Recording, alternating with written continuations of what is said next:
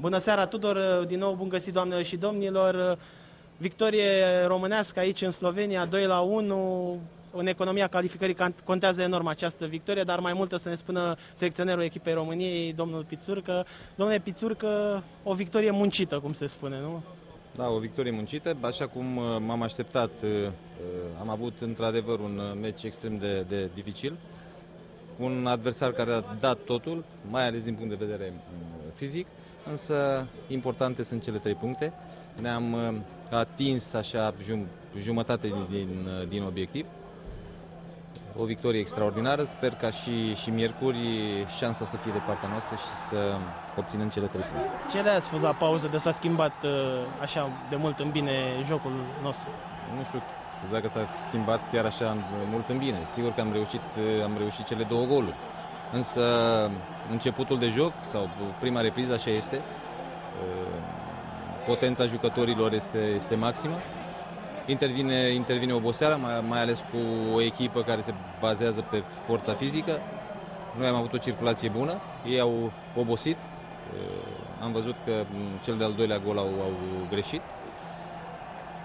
Importante sunt, am spus, cele 3 puncte care le-am câștigat astăzi. M-a supărat că am primit gol la ultima fază? Până acum nu primise niciun gol național României în meciurile din deplasare. Nu, important era victoria. Nu contează, golaverajul nu are nicio importanță. În momentul ăsta punctele sunt importante.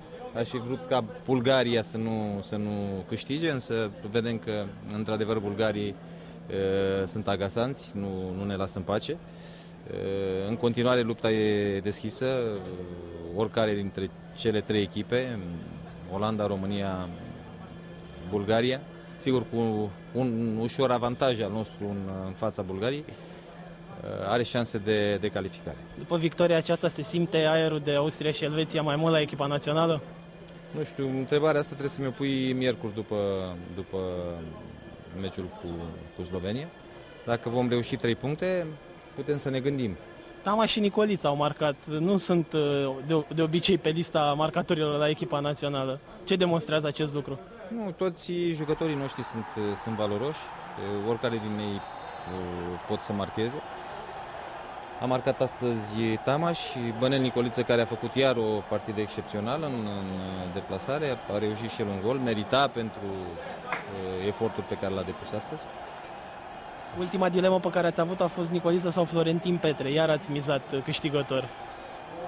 Da, au fost niște posturi la care ne-am gândit până în ultimul moment, însă Bănel a demonstrat că în deplasare echipa națională are nevoie de el, are nevoie de serviciul lui.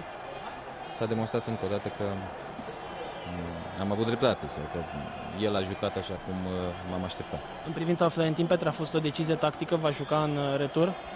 Da, se poate ca în retur să joace, l-am odihnit, el a venit mai obosit și cu dureri de spate și a dorit foarte mult să joace astăzi, dar asta a fost decizia mea și a fost una bună. Daniel Nicolae suspendat, Dorel Stoica accidentat, mai chemați pe cineva? Mă voi gândi în această seară dacă voi mai chema pe cineva, însă Dorel Stoica cred eu că își va reveni, el a avut numai probleme de cârcei.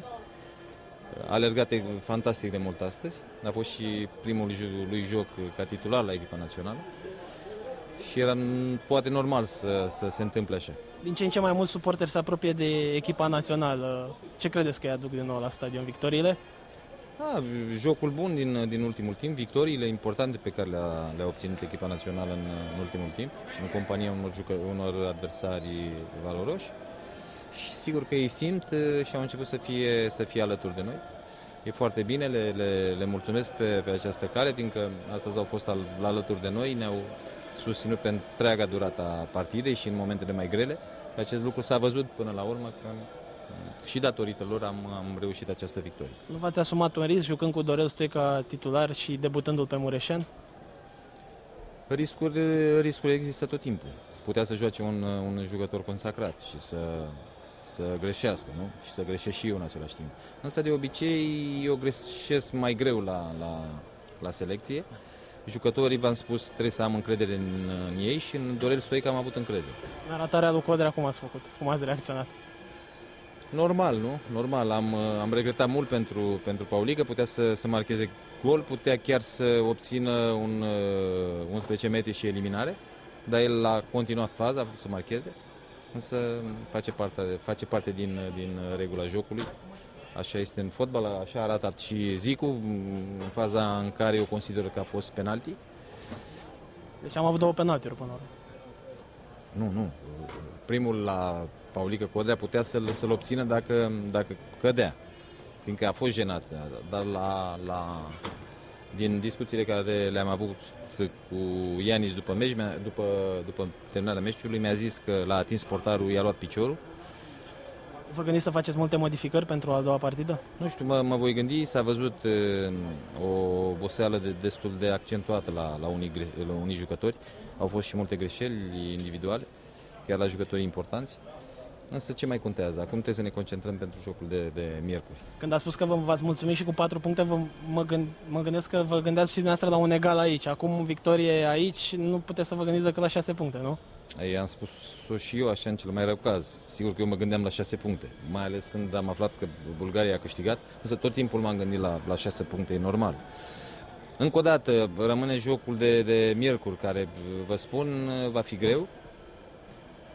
Trebuie să trecem peste euforia acestui rezultat. Trebuie să gândim repede că avem un meci miercuri, iar foarte dificil, și avem nevoie de cele 3 puncte ca de aer. Și ultima întrebare. După dubla cu Olanda și Luxemburg, ați spus că suntem principalii favoriți poate chiar și la câștigarea grupei. Acum, după victoria din Slovenia, am rămas tot acolo?